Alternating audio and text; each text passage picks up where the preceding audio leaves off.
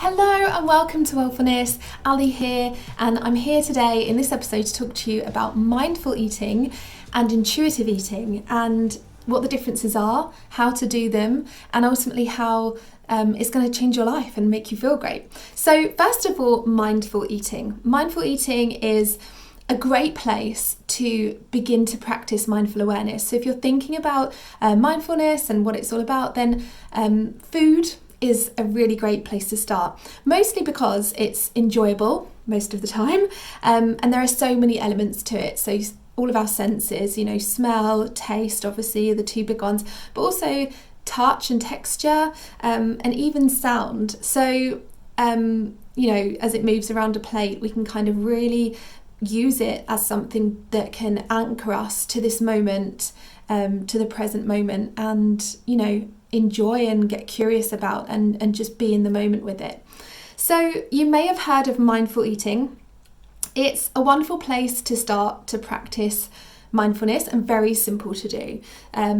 Spending a meal, just bringing all of your awareness to your food is actually something we rarely do. We're always in a restaurant, for example, or at home, we're probably always having a conversation. If we're at home, we might even be watching the TV or listening to some music. And while that's all really enjoyable and sociable and lovely, it moves our focus away from our food, and we can often find that we might have finished our favourite part of the meal or even the whole meal before we've even noticed that most of it's gone. We basically move our focus away from the thing that we're actually doing. And again, it's not the biggest deal in the world, but it can lead us to kind of overeat sometimes. We're not really paying attention to how full we're feeling. And it can also lead us to, miss something in this moment that's wonderful. If we're having a conversation about our really busy day at work, and how stressful it was, and moaning about, someone on the team, then that can actually, we bring that to the meal. On one hand, we're missing something enjoyable in this moment, something lovely, but also, that can lead us to have digestion problems. If we're stressed and we tense up, then we're moving into our sympathetic nervous system, which is the fight or flight mode, and out of our rest and digest system, the parasympathetic nervous system. And when we do that, we're going to essentially shut down our digestive system. And while I've been practicing mindfulness, mindful eating and intuitive eating, I can notice now, even if I'm watching something stressful on TV like Game of Thrones and this big fight scene or something, I can almost feel my stomach kind of tensing as my muscles begin to contract. I move into that fight or flight mode. Even just watching the TV, that can put us into this into this mode, into this nervous system, and we can start to really freeze up, almost feel it in our muscles. That's the action, right? Fight, flight, or freeze. And we bring that to our meal and our digestion. So it can be really important to make sure that we are with our meal, that we're enjoying it, that we're really in this moment, and that we're not thinking about past regrets or the stressful things we've got to do tomorrow, or even watching something that's kind of stressful on TV, so that we can give our bodies the best chance they have to really digest the food and stop us from having any digestive issues as we're moving to the evening. So when you eat mindfully, you'll often find that the taste of the food is heightened as well when you bring your full awareness to it.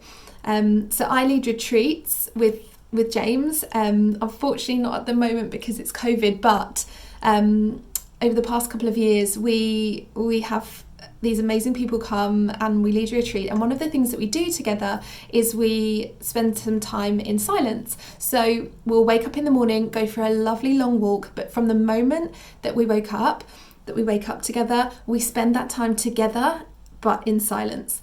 And it can be a bit awkward at first, especially with a new group of people that don't know each other. We're kind of feeling like we need to have that small talk, that social kind of interaction. But as we ease into it over the course of the walk, it's really enjoyable, and we kind of just relax into silence and really allow ourselves to let go of any of those feelings of needing to be sociable and all of the energy it takes to really kind of, be around people and converse with them and give them your energy, and your attention and listen, and then, think of things to say back.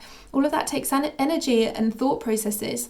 When we turn that off and we just spend time in silence, especially when we spend time in silence with others, it can be such a peaceful and honestly transformative experience. So we spend this time in silence, we come back from our walk, and then we go and have breakfast together. And, as I put the food out onto the tables, again, I can feel a sense of awkwardness where people were like, oh God, this is usually a really social thing to eat with each other and to chat and stuff. But again, as they ease into it, I notice that they start to really just be so focused on what they're eating. If we have, for example, porridge with loads of different toppings and additions and honey and maple syrup and fruit and nuts and stuff, I can really see people kind of just really get into it and think about what they want to put on their breakfast, and that was good, I'm going to get some more of that. And I notice afterwards we kind of bring the silence to a close and we have a chat together about what that was like. And almost always one of the topics that comes up is just how delicious the food was, and just how much they didn't realise how much they loved this, or do you know what, I thought I hated cinnamon, and then I thought, I'll give it a go. Because what the silence does, and what mindful attention does, being mindful in a moment, is it allows us to be curious, because we're only with what's in front of us. We're not entertaining ourselves with, thoughts about the future or the past or what's on TV or listening to someone talk. We're just with what we've got in front of us. So this space opens up and we're allowed to kind of, we have the space and the time all of a sudden to be curious about things. And that's just such an exciting place to live your life from. It sounds so tiny, but it's such a big deal because we find so much in that curiosity. So yeah, people are like, oh my God, I thought I hated cinnamon, but I thought, I'll give it a go. And oh my God, it's so nice, I love it. And they would never have had that experience if they hadn't have had that silence and that time to be mindful with their food. So the silence is kind of a forced mindfulness practice, mindful eating practice in that moment. But we can do that, without, being in enforced silence, especially if we're on our own. We can eat mindfully. Or another great way to do it is to say, do you know what, let's spend the first 5 minutes of our meal together as a family in silence. Or you could even, in order to have a mindfulness kind of practice and be with your food, and then over the rest of dinner you can talk about what you discovered, what your experience was being mindful with your food. Or also you could just do it together and have this kind of like mindful eating experience together and talk about, as you're experiencing it, what you're feeling, what you're experiencing, what tastes you're getting, what smell you're experiencing, what sensations and textures, and just really get really, really curious about it together. That's also a really lovely way to do it. So yeah, mindful eating is a wonderful practice. It's a wonderful way to practice mindfulness and to begin to build those neural pathways that support more focused awareness in your present experience in everyday life, through going to work, being at work, being in stressful situations. Practicing with food can help us build those neural pathways so that we can use them in other areas of our life, which is really amazing if you think about it. It's such an easy thing to do that can have a really profound change in our lives and allow us to be with more stressful situations, deal with them in the present moment, with curiosity rather than so much judgment. And especially at the moment, it feels like things are being thrown at us all the time. We're constantly having to shift and change, but really we're having these big transformative things thrown at us and they're difficult to come to terms with.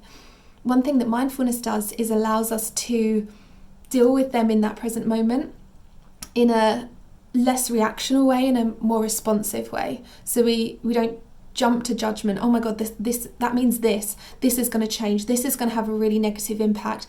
This is going to be awful. Or, oh, brilliant, I can do, that's good. This is bad. Let's judgment, which leads to reaction, and more response. So, okay, I'm feeling this, I'm sensing this, I'm feeling anxious. This has made me feel anxious. Okay. And really, that's what mindful eating allows us to practice. I'm tasting this. Okay. I don't really like it. Okay. That's interesting. So how we do mindful eating is basically bringing all of our five senses to the food. So we're obviously looking at the food, but we're really looking at the colours, and we're getting curious about that. We're maybe noticing what colours we aren't seeing. We're noticing, different shades and whether those colours have different textures. Can I see the different textures? Is the pepper shiny? Is the courgette matte? Different things like that. Then we can start to kind of feel it. So feeling it with our knife and fork, what does that feel like? What's the texture when I feel it? How does that correspond to what I'm seeing? Obviously then we're going to put it in our mouths and feel the texture there and feel the kind of touch sensations in our mouth. And we're also going to feel the taste, obviously. We're going to sense a smell. And what's interesting with food is also, often I find that I could smell something and think, oh yeah, that smells lovely, and then eat it and it doesn't quite taste how it smells. Or the opposite way around, I think, oh no, I don't think I like that, and then I'll eat it and actually it'll taste completely different. Isn't that interesting? Isn't that just fascinating? Just get curious about it. So once we've brought all of our five senses to the meal, we can then start to delve into how it's kind of making us feel on an emotional level. So we might taste something and think, oh, I don't like that. So that this is a really interesting moment, because what we're doing is judging. And mindfulness asks us not to judge, but just to be curious with kindness. So if I don't like something, that's okay. I'm going to try not to label it as bad and push it away and not take any more of it. And also, if there's something really nice, maybe I can just enjoy what I've got rather than trying to get more of it. And we do this in our lives all the time. If something bad happens, we try and push it away, we try and ignore it, or get away from it. Or often also if something's really good, we can try to cling on to it and take more of it than might be our share, or might be good for us. So we can see kind of these things happening in this mindful eating practice that we can bring into our everyday lives. So that's basically mindful eating, and what it's doing is it's allowing us to enjoy our food in the moment, but it's also building those neural pathways to enhance our mindful attention and awareness in the moment, which we can take away from the dinner plate and the dinner table and into our everyday lives. And that helps us to react less to the situations in our life and respond to them with more awareness. So that's mindful eating and what it can do for us. Now, intuitive eating. So the real magic of mindfulness happens when we begin to place that awareness onto how whatever we're doing in that moment makes us feel. So I talked a little bit there about emotions. They're going to come up because they're kind of the thought process. What I mean in this instance, when it comes to well-being and wellness and your health, mindful eating, if we take it that step further into intuitive eating, that can really be an amazing place to help us enhance our well-being and our health by placing that awareness not on so much on the textures, the smells, and being curious about what's in the present moment externally, i.e. on our plate, but take it off of the plate, move that mindful awareness inwards, internally, and ask ourselves, how is this food making me feel? And obviously the first thing we're going to do is talk about how the food makes us feel in our bodies, because we're looking really on this channel in Wellfulness about our wellness and our health. So intuitive eating is about using your intuition and trusting your inner wisdom to make choices about how food feels in your body without judgment and without influence from any diet culture. Becoming more mindful is an important tool when it comes to intuitive eating, in that you can't hear your body's inner wisdom if you're not tuned into the present moment. So mastering mindful eating is a really important part of intuitive eating, because we have to be in the present moment in order to do it. But once we are in the present moment, we can begin to listen to the information our bodies are giving us. So this is called interoception. And I'm going to do another video on interoception and exactly what it is and how we can use it to be healthier. And also there's some really interesting research about how building our people with great interoceptive skills have better mental health, and that's a really fascinating area to look at. So I'm going to do another video on that, and there's also a blog post on the website about it as well. I'll put a link in the caption. So for many of us, interoception isn't something that we're deeply tuned into. It's basically, interoception are the signals that our body's sending the mind. So thirst, for example, is an interoceptive signal. So by using WELLFULNESS, which is mindful awareness applied to our health and well-being, in order to enhance our health and well-being, we can begin to listen more closely to our body and the signals that it's sending you about how your food makes you feel. So intuitive eating is the difference between listening and being a slave to what our mind wants, sugar, cake, crisps, and what our body wants, fruit, water, fibre. By learning to listen to these interoceptive messages and signals from our body during and after eating, we're able to begin to hear important messages about what our body needs, what foods do and don't work for our bodies, and even information on how and where to eat. So a little like I said earlier, if I'm watching Game of Thrones while I'm eating my dinner, I can sense these interoceptive signals from my body tensing up, kind of getting tighter, my stomach feels tighter, and I just feel like I'm not digesting my food as well. I can feel bloating start to happen, sensing bloating before it's really truly set in. Listening to my body, listening to those signals that it's sending me and responding to them is an amazing tool to be able to have, that we're just not tuned into that, and we're just not listening to our body. We're listening to our mind. The mind wants to watch Game of Thrones, but actually that doesn't serve the body while I'm eating dinner. Can I watch that later, after I've digested my dinner for half an hour perhaps?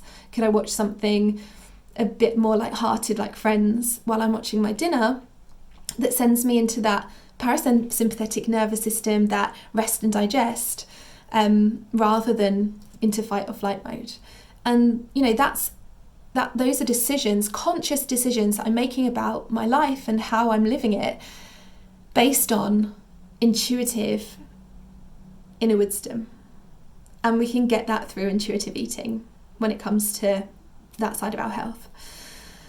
So intuitive eating takes mindful eating a step further, from being in the present moment and using the practice of eating to develop our mindful muscle, to applying the skill of mindfulness to help us pay attention to how the food we eat and the way we eat it makes our body feel, in order to guide ourselves towards eating for our body's needs rather than our mind's wants. So I've got an intuitive eating practice in my book, The WELLFULNESS Project, which is where this information has come from. I've kind of adapted it from my book. So if you want to learn how to do this, learn how to eat intuitively, then definitely go and check that out. I think it's on sale on Amazon at the moment.